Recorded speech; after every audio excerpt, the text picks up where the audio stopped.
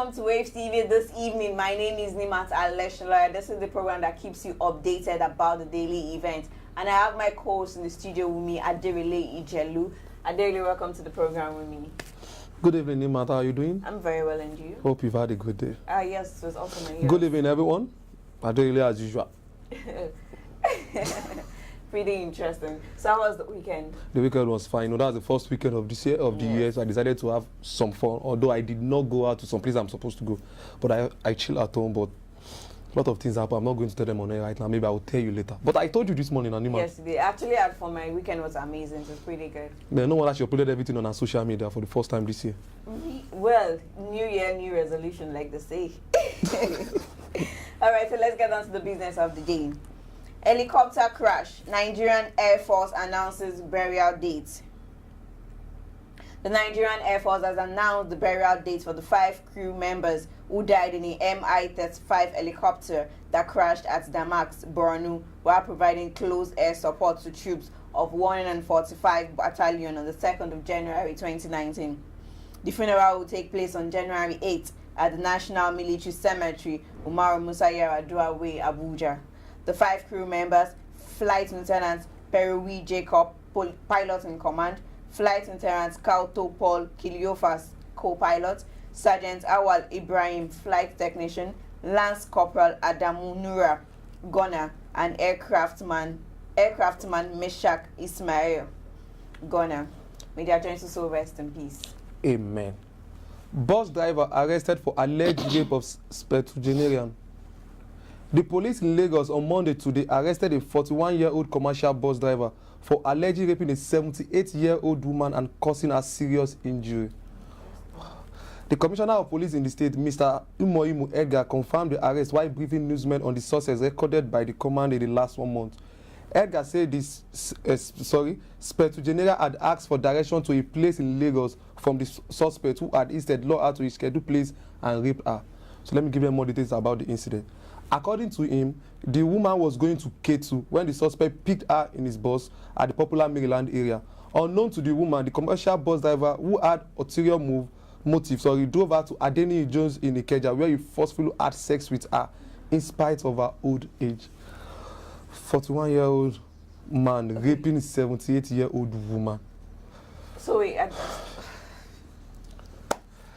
very bad. Wait, what happened to having your age, gender? First it was child abuse, now it is adult abuse. Really? So this driver will not tell me that he doesn't have what they call to control himself. Me, I'm thinking the man has something else in his mind, not just having sex. Maybe you want to use the woman for something else. To me, I don't think 78-year-old woman working.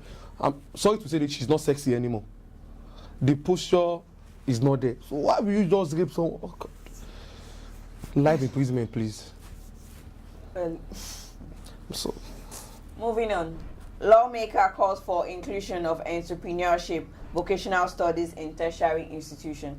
Actually, that is going on right now because we have an entrepreneurship program in tertiary institution, but I don't know if it is all, but we did that in our university. Exactly. A member of the House of Representatives, Honorable Jide Jimo, has called for the inclusion of entrepreneurship and vocational studies in curriculum at the nation's higher institution of learning. He believed this would reduce high rates of Nigerian graduates seeking for white-collar jobs after their university days. Honorable Jide Jimo made this call ahead of 2 weeks free empowerment and skill acquisition training sponsored by him, which kicks off today. He said the decision to come up with this initiative was to support government in the area of poverty alleviation and boost skill acquisition of participants. It is not only enough to teach it. Because we did it, well, I did it in my university. We did the entrepreneurial program. In fact, we did the practicals of it. We did so many things. My group, we did the pocket maths. Some group did duvet. A whole lot were made during this period. But after that, what next?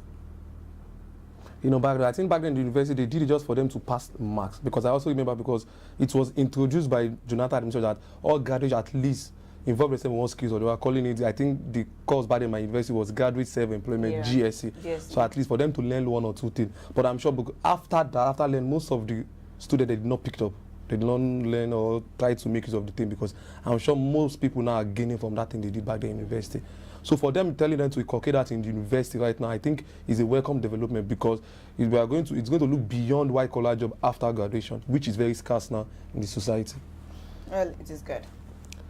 Also, yeah, NAFDAC sees fake products worth 60 million naira in Lagos. The National Agency for Food, Drugs Administration and Control, NAFDAC, has confiscated fake drugs worth 60 million from a warehouse in Lagos State. This was contained in a press statement signed by NAFDAC Director General Professor Moji Adeni on Monday in Abuja. She said, following a tip-off by concerned citizen, officers of Investigation and Enforcement Directorate of the NAFDAC and the police stormed the supermarket and warehouse owned by Mr. Unzube at the Trade Fair Complex, Lagos. The warehouse was raided for possession, storage, importation, sales, and distribution of dangerous and unregistered cosmetics. Okay, what NAFDAC? I'm sure that before now they will be selling this product out to the people. Definitely. And people have been a victim of fake drugs, which is very, very harmful to the body. But the fake drug, but is it going to have a name on it? Because now I don't know whether we know how to recognize the fake drugs, and apart from the code that is there that you need to scratch. And a friend of mine told me, even though you scratch and they say that this thing is original, it's not guaranteed enough for you to know that thing is original. That they might have gone to the back door to do something that will make you know that it is original. And I'm a victim of that. Most times I don't even scratch it to send whether to confirm if it's original or not. So I think we need to be watchful concerning that. Yes, we just need but to be thank God to watchful. NAFDAC for doing a job well done. Yeah. If not, I'm sure this thing they're going to distribute it to everybody in the society. Definitely, they would. All right, let's go on a quick break. We'll be right back. Don't go in.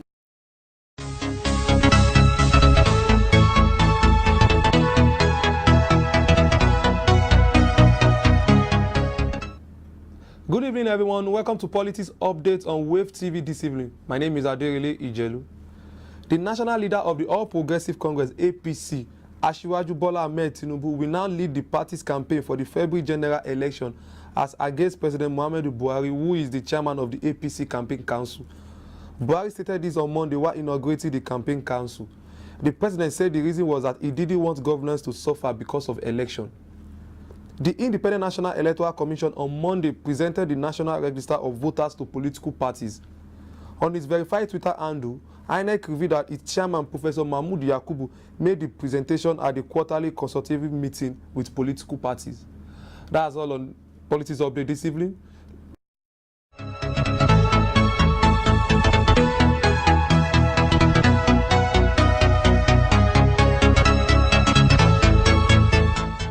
Welcome back, and Aderele is always in depth with his political updates. I have no other thing to do but to give them the political happenings in the states. And if you see now, we have a few days to the general election, so I need to tell them what's bubbling in the world of politics. All right, let's move on. 200 lost shipping containers found bottom of North Sea. Most of the containers that were knocked from one of the world's largest cargo ships have been located on the floor of the North Sea, Dutch authorities said on Monday. Using sonar technology, 228 of the 221 containers have been found, according to the Dutch Ministry of Infrastructure and Water Management. It said 18 containers washed ashore since they toppled into the water on January 2nd during stormy weather as the MSC Zoe navigated its way from Antwerp, Belgium to Bremerhaven, Germany. Around 40 containers are still missing. 2 of the lost containers hold dangerous materials. One that broke open was transporting 250 sacks of toxic peroxide in powder form.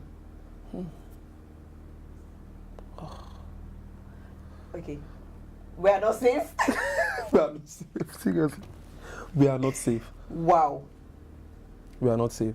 I think we need to start taking more of, how will I put it? Local medicine, something like traditional medicine, eating them. Because all these things that they are bringing to the country, I'm sure maybe this might be coming to one country in Africa. From Africa to get to Nigeria. Hey, God. What's hey, God? I'm scared. Maybe you will not eat again. Oh, well. Okay. Thank God some of the containers were found. Thank God. Lots of damage caused. Also, ASU set to continue dialogue with the federal government. The federal government and leaders of the Academic Staff Union of University, ASU, are set to continue their negotiation.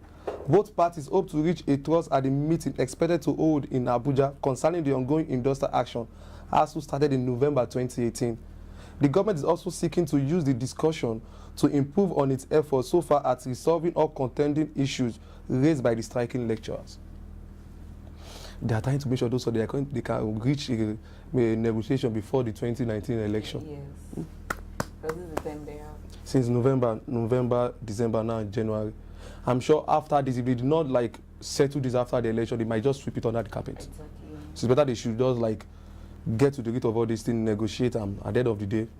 And not to forget, as NLC are also there. Nigeria Labour concerning the minimum wage is there. One issue, and the other one too is coming up. Nigeria, we hold it. Nigeria, we held it.